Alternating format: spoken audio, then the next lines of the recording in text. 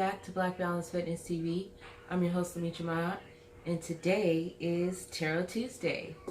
Well, not exactly because I'm a little bit behind schedule, but it's because I'm a free spirit, guys. Okay, so anyways, let's get into it. I have been totally obsessed with tarot for the last few months. I have watched a ton of readings and I decided I want to do it myself. So I ordered a deck of tarot cards. I decided to start with the original Rider-Waite deck. And so since I started this channel, taking y'all along on all my little journeys, this will be a part of my spiritual journey that I'm going to invite you guys along on. So there are 78 tarot cards in the deck, 22 major arcana and 56 minor. The major arcana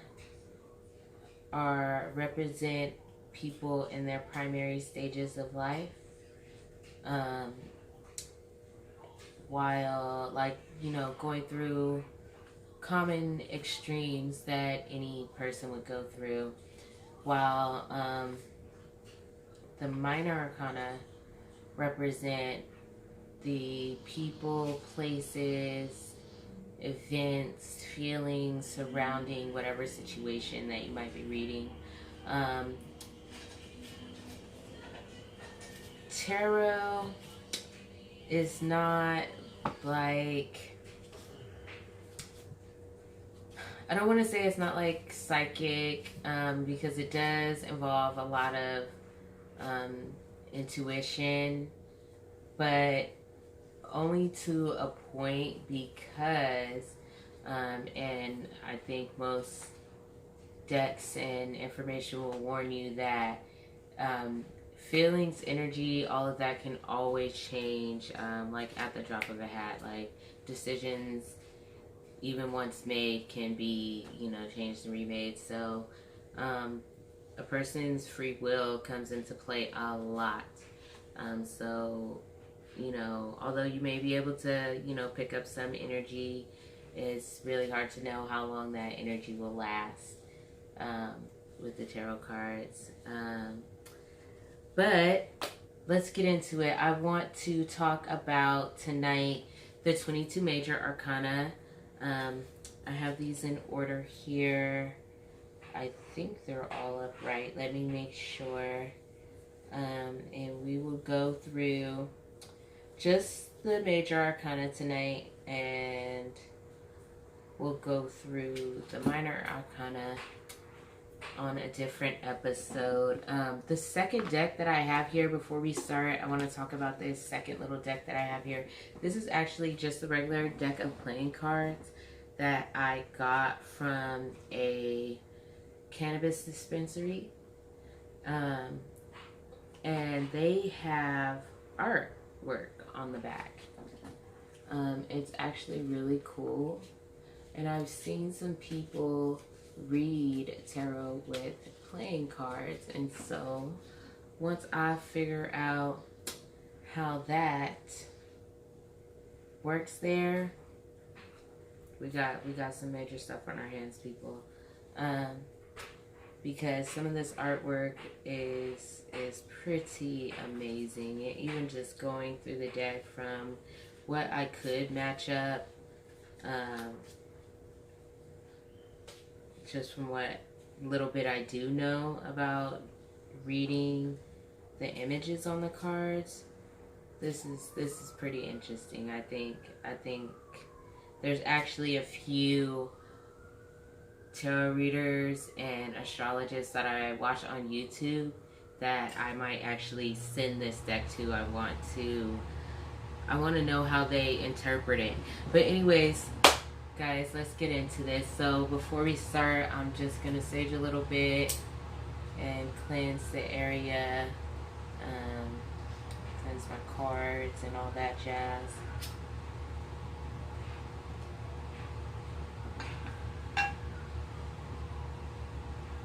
Let's say a little prayer.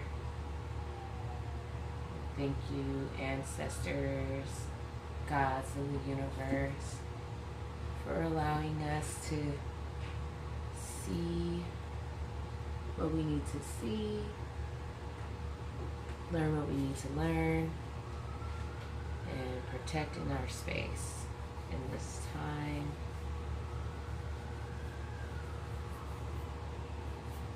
I hear a lot of people say some stuff about white light, but I think light and darker perspective, so we won't go there. Alright guys, so our first major arcana that we have is the Fool, number 0, and representing naive and optimistic, a new life phase, unbothered by challenges, curiosity, potential, and opportunity with an open mind, acting on your gut instincts type of thing. And it's just a little dude and his dog kind of going along chilling. He's got his little stick, little flower in his hand. He's kind of on the edge of the cliff there. So I can see why they're calling him a fool, because you probably don't want to just be dancing around the edge of the cliff with your dog and stuff. Like, that's not alright. But our next card, number 1, the Magician. So my notes for the Magician say manifestation, power, creativity, and resourcefulness. As above, so below. Ethereal and terrestrial realms. All 4 symbols of the minor arcana are available resources. Forward movement and remain committed.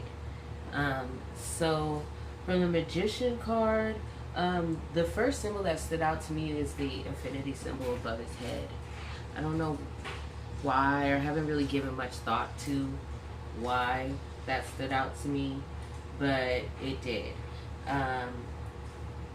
And you know, as it mentioned, it has all of the symbols of the minor arcana, all of the tools at his disposal, I guess you would say.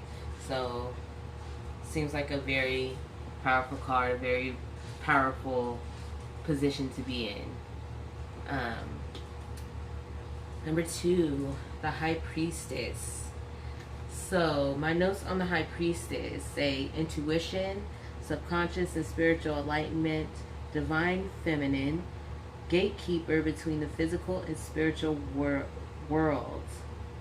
I read that the B and J on either side of the High Priestess stand for Boaz and Shechem.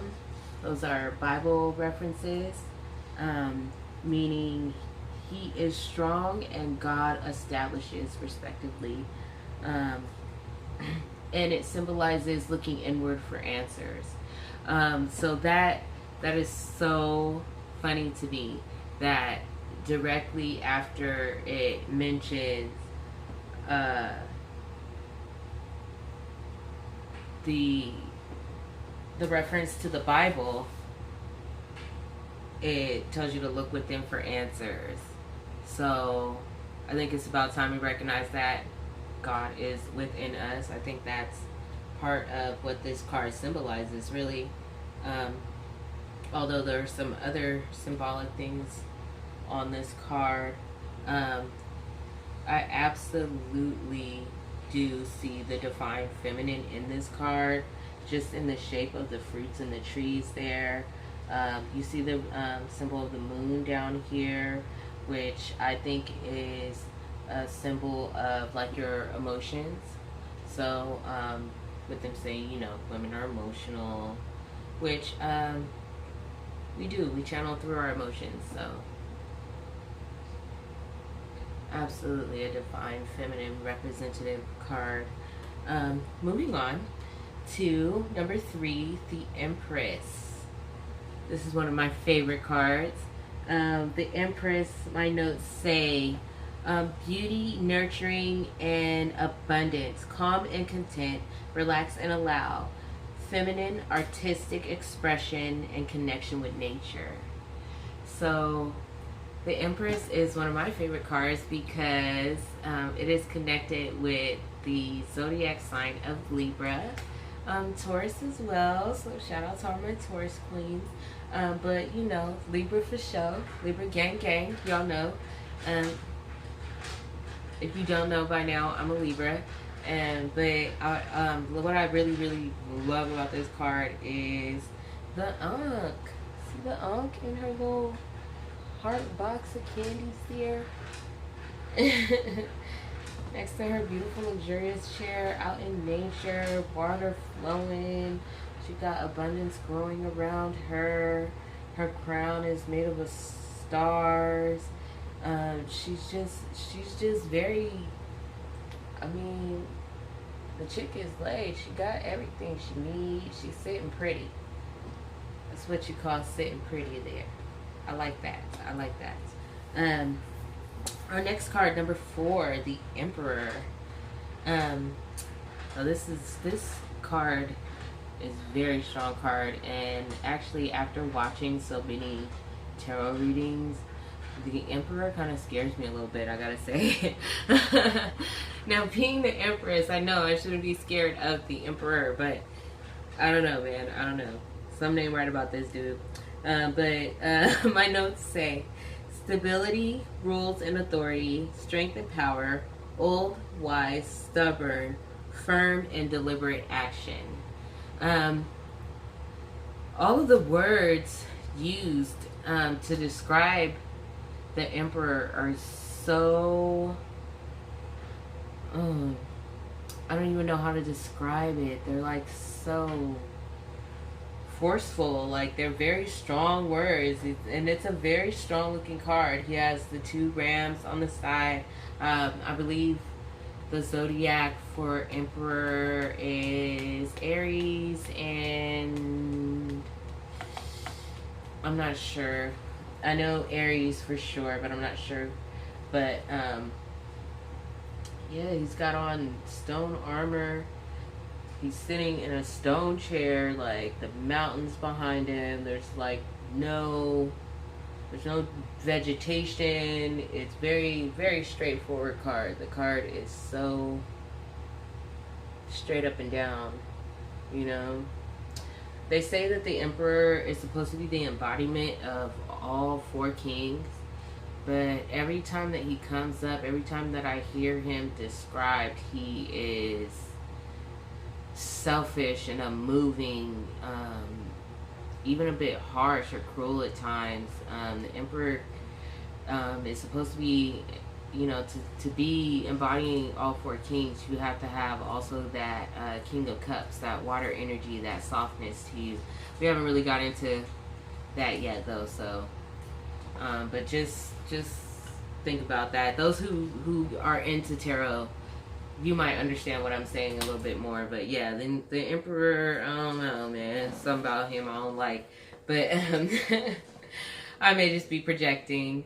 So next, number 5, we have the Hierophant. My notes for the Hierophant say, ritual, tradition, and conformity. Rules and principles. Find comfort in the established system of rules and acceptance in society. So the Hierophant, to me, looks spiritual, right, at first glance, but really is not. This card to me strikes me as like sort of playing your part. This gives me the feeling of people who go to church and then gossip about everybody in the pews after. I think that I don't find conformity and adherence to the rules and principles and traditions to be always a good thing.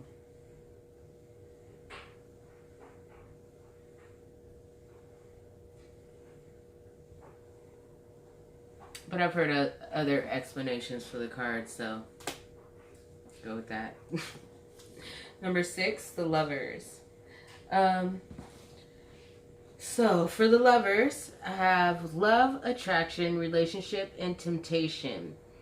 Blessed union, heavenly influenced. This card gives me mixed signals.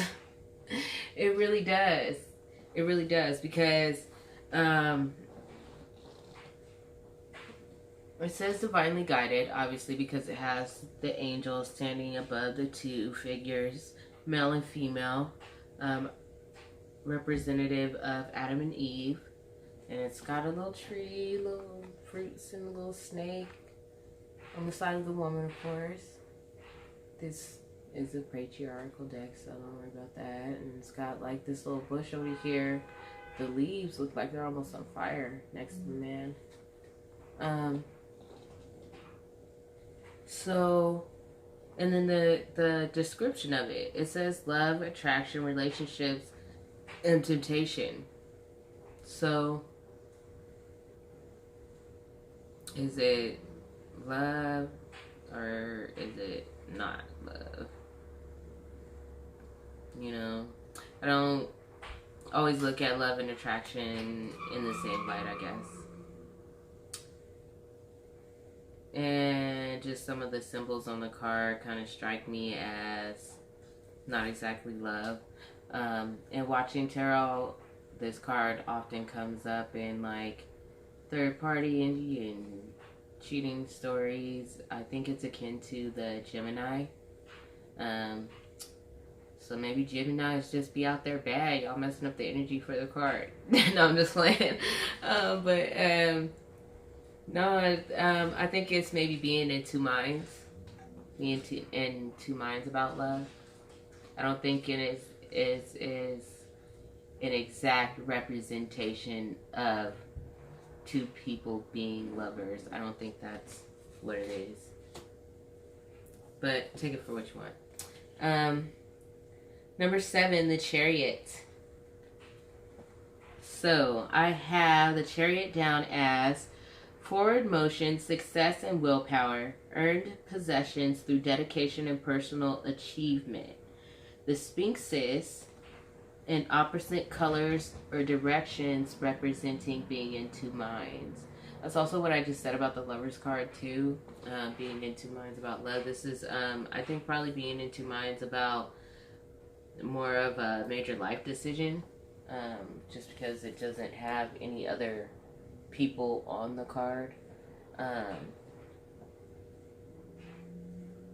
lot of people say that the Sphinxes are pulling in different directions, but they're actually not pulling at all. They're sitting still. The Chariot isn't moving. It's facing forward, but it's not moving. It seems to be sitting still, thinking, waiting to make a decision. I think this is a symbol of becoming complacent after you reach a certain success point, and indicative of, hey, you know, when you see this card, you got to kind of make your decision and move forward. There's no going back. I think that's what this card is saying. I think that's why you get the feeling of forward motion. You get the feeling of, oh, they're pulling, even though their arms are folded down in front of them. The Sphinxes, they're not pulling at all. The energy pulls on you, but it's pulling you to make a decision. Don't stay stagnant. This is stagnant energy, but you can pull out of it. Number 8, Strength. Strength is another one of my favorite cards. It is akin to the Leo. I don't know why. I've recently been into Leo a lot. I met some nice Leos recently. But it also has the infinity symbol above the woman's head. She's taming the lion there, which we know that's hard to do, right? So Strength. calm, patient, efficient, proper use of power, compassion and persuasion, achievement of goals. The strength now is in opposition to the Chariot, only in the sense of the Chariot is more of an aggressive decision-making process, where the strength is a more subtle, lull you into it kind of thing, right? So the strength, I think, is the push through. You know what I'm saying? Make the decision, but don't go all gung-ho. Don't get too crazy. Tame yourself. Have the strength to push through. Don't give up. You can't go backwards. Remember, moving forward with the Chariot, can't go backwards. Having strength. So, I like how the cards read that way as far as the number procession. Number 9, the Hermit. So the Hermit I have as walking alone, introspection, and solitude. High achieving top position. Guides the seekers below him, always in search of answers. Alright, so the Hermit. They say this is the Virgo card. I don't know a lot of Virgos.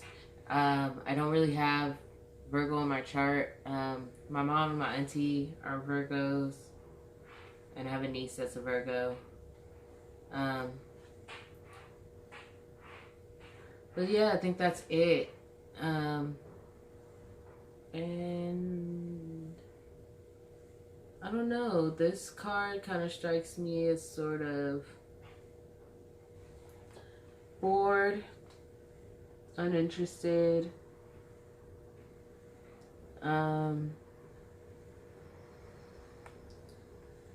But it does say high achieving, top position, so maybe it's lonely at the top there. I don't know. In search of answers, in search of something. I've heard this described as grounded energy, but if you're searching for something, how grounded can you really be, right? Walking alone. I don't know. Maybe being grounded in yourself. I guess that's possible. So, moving on, number 10, the Wheel of Fortune. So my notes for the Wheel of Fortune say, represents many life cycles. Life is always in flux. Good decisions foretells good luck and success. Encourages optimism and faith. Universe is unpredictable and chaotic, but will take care of us. So, the Wheel of Fortune. I heard one of my favorite tarot readers say, it's the Wheel of Fortune, not the Wheel of Misfortune, right?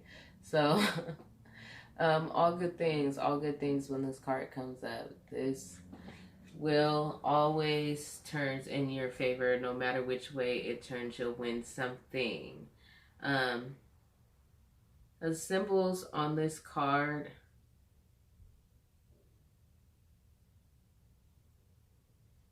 I think if you do, I think it depends on where you research the symbols at. If you, as far as like the animal symbols, the mythology behind it, I'm sure there's some other things in there. The clouds themselves aren't exactly white, fluffy, happy clouds. We got some other little things in there. So, you know, taking the good with the bad, but definitely looking for the good to happen. 11 is Justice. Another Libra card, right? The scales. So for Justice, I have fairness and balance, action versus consequences, truth presenting through facts. Do not deal out judgment before knowing the full truth. That was a big warning when I read the little booklet. And very, very true indeed. Be careful not to deal out judgment deal out justice before knowing the full truth of things. But justice and balance, especially coming after the Wheel of Fortune, I think stands for righting wrongs, you know? And it also has the symbol of as above, so below, with the sword facing up and the scale weighing down.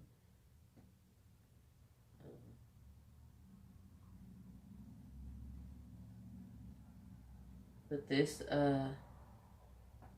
well, she's not a queen, so, well, this young princess here is also very straight up and down. This may be the Emperor's daughter here. She looks very stern and very straightforward. And moving on, number 12, the Hangman. So the Hangman, gaining a different perspective, calm and observant, pause, look around, and surrender to new ideas. So the Hangman right here, they always say this is like a happy card or whatever, but I mean, how happy can you be hanging from a tree by your freaking foot? This is like, I'm sorry, this is not a happy card. This is backed in a corner. This is, okay, you know, making, you know, taking the best of a bad situation, you know, the greater of two evils kind of thing, I think. I don't think this is like a all out, oh, I just have a different perspective now out of nowhere. No, this is something went down, you got turned around, turned upside, something turned your life upside down, but you're going to find the bright side. See, it's bright around his head. You're going to find the bright side. You're going to find the silver lining in that thing there. So I think that's what that is there. The Death card. This card was the first card that I ever got. One day I was at my sister's house and she had all of her tarot cards laid out on the floor, and I was playing with a little bead and like bouncing it, and I looked over at the cards and I bounced the bead and it landed. It bounced and whoop, landed right on the Death card, and I was like, oh my god, I'm gonna die. That's not what that means. So, end of a cycle and beginning of a new one, transformation. That was the basic explanation of this. Now, of course, I'm sure that there are a few not so lucky people that can really read when actual death, expiration of life is coming. But like the description says, I think that this is more of a renewal.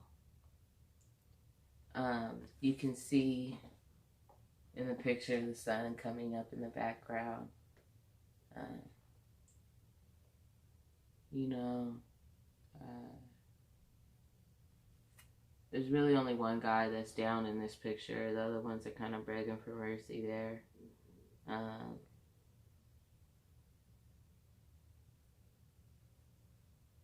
Maybe their time may not, but definitely time for a change. A change has to happen regardless, so, you know, that's the power of this card. The power of this card is change and transformation. That's what this death brings. I think this is more of a spiritual death than a physical death. Number 14, the Temperance. The Temperance, I wrote down, some notes about her having 1 foot in the water and 1 foot on the ground. Right? 1 foot in, 1 foot out. Now, I see that as a little bit of playing both sides of the fence kind of thing.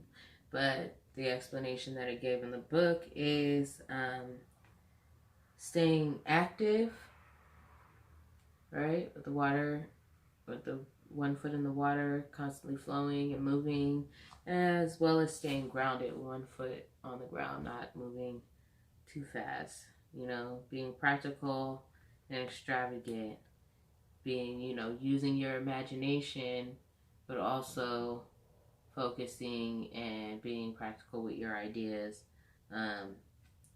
Also wrote purpose, importance, reality, temperament, and balance.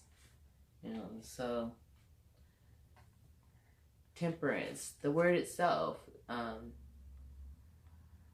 gives you the idea of temperament, you know, tempering something, balancing something out. So that I can see. You can see she's sort of pouring the water in between cups.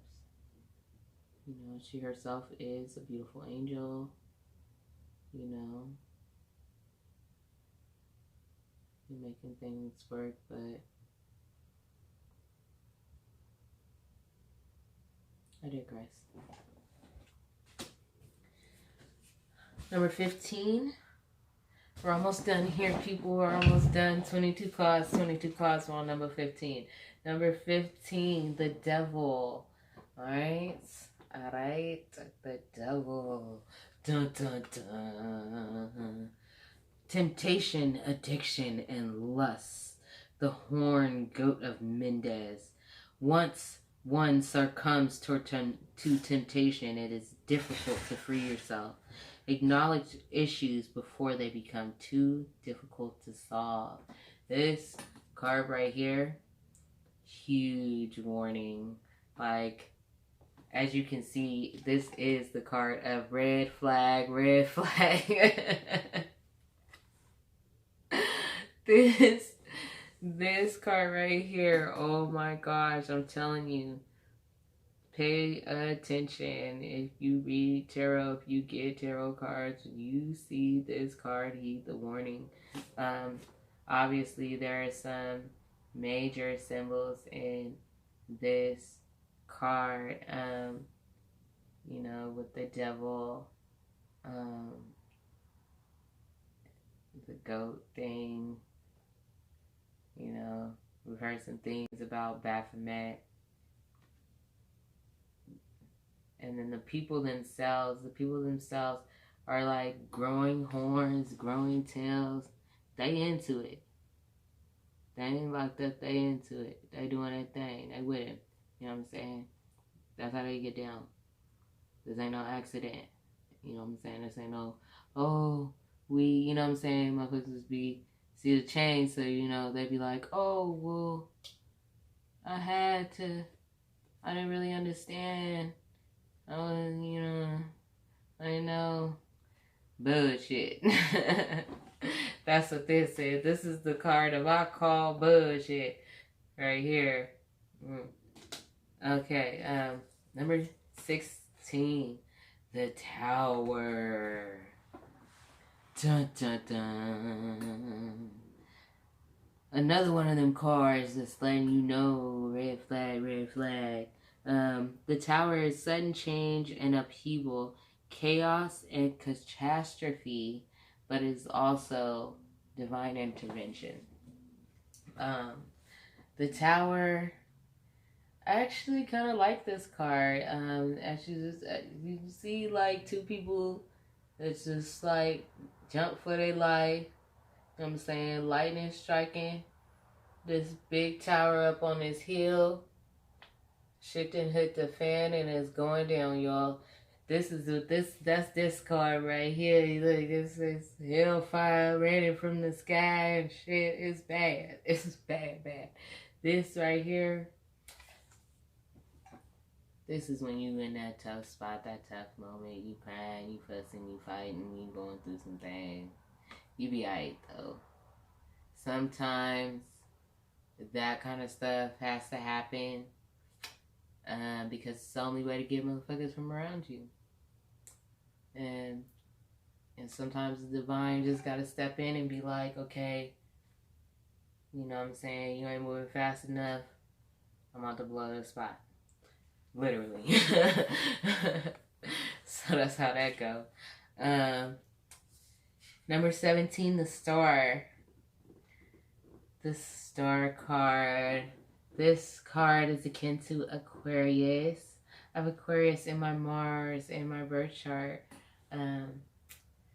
If you want some more explanation about your birth chart, I watch a couple of astrologists that I like, Astro Finesse, the Peace Stealer, and Solo the Pilot Man. But yeah, they can tell you all about these energies, different zodiac signs, all that kind of stuff. But yeah, the Star. So Aquarius, the Star, and that to me is that real sexy man energy. I love that. But for the card I wrote down, renewal, faith, and spirituality. The natural cycle of fertility, balancing chakras, personal growth, and renewed appreciation and blessings. Now, there is a feminine on the card.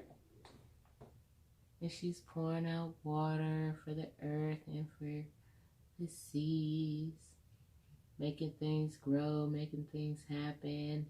But I always get more of a masculine energy from this card. I feel like there's a masculine somewhere there in the background, watching her back, protecting her. I mean, she is out there naked and stuff, I'm saying though. And there's a little birdie in the picture. The sun's there. It's all looking happy. All the beautiful stars around. 7 little stars. 7's a good lucky number, right? So, I don't know. I don't know what it is about this card, but it just makes me all giddy. I like the Star card. Number 18, the Moon. So the Moon card gives me a little bit of a creepy vibe. I'm just gonna say that. Because the animals in it, they just look like they're kind of being called out by this hazy full moon. The little wolf or fox, whatever that is on the side there, he got red eyes. He look a little scary. And then these 2 little towers on the side look like somebody watching you. The little lady inside the moon, she looks sad. She looked like she crying or something. But I wrote down intuition, subconscious, but contradictory, both tame and wild, uncertainty, and trust your intuition. So I guess that's probably why this card makes me a little bit crazy, a little iffy. Like, I don't know. But I have been having trouble trusting my intuition, so that makes sense. But the moon is, they say representative kind of like the darkness, a dark night kind of thing, but the moon is what brings us light in that dark night. So maybe it might seem bad, but it'll all be good in the morning. And which is shown by the sun. The next card, number 19. See, I told you. Optimism, success, and good health corresponds to accomplishments and good feelings. Difficult times getting better. Sharing your good energy with others. See? Now, the sun card. Got a little baby riding on a horse. Those beautiful little sunflowers and stuff. The sun, a happy little calm face. It kind of looked like the little sun thing from the Teletubbies. But anyways, yeah, no, this is a happy card. They say the happiest card in the deck. And it really do look like we.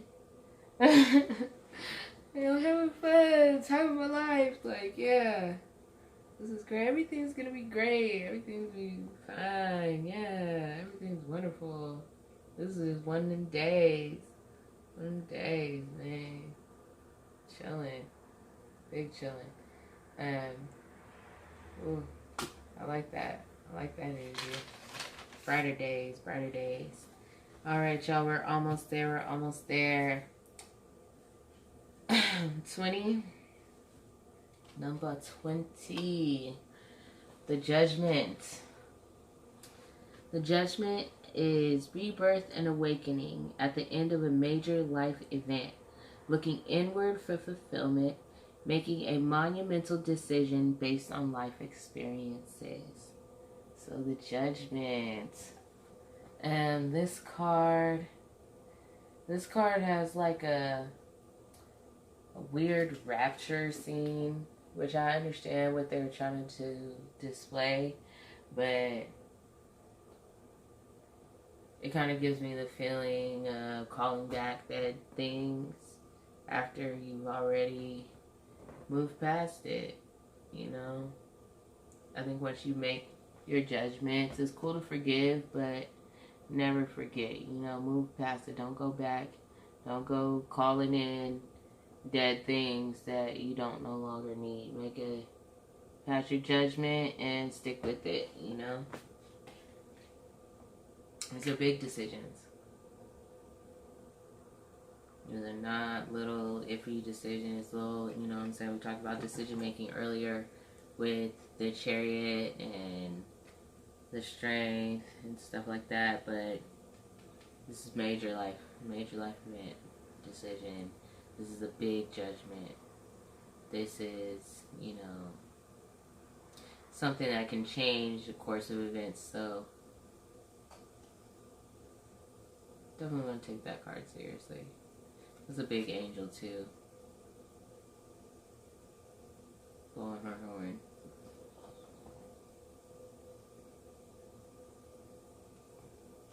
So anyways, our last card, number 21 of our 22 card spread, the World.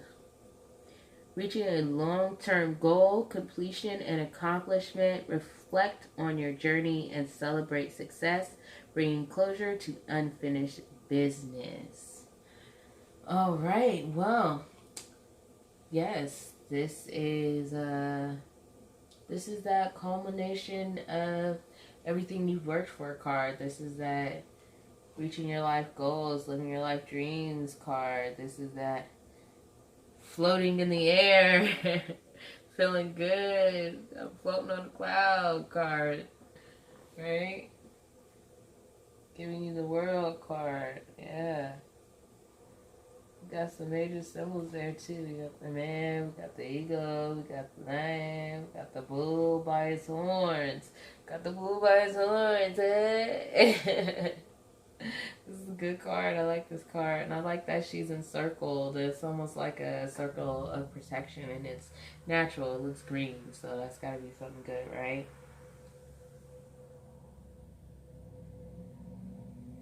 She's wrapped. She's ready. You got 2 wands.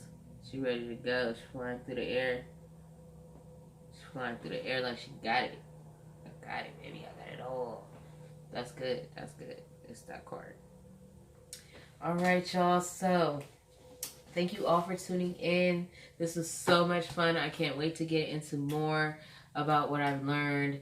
Next, we are going to go into the Suit of Wands, representative of fire. So we're getting to that fire sign energy. That should be interesting. I'm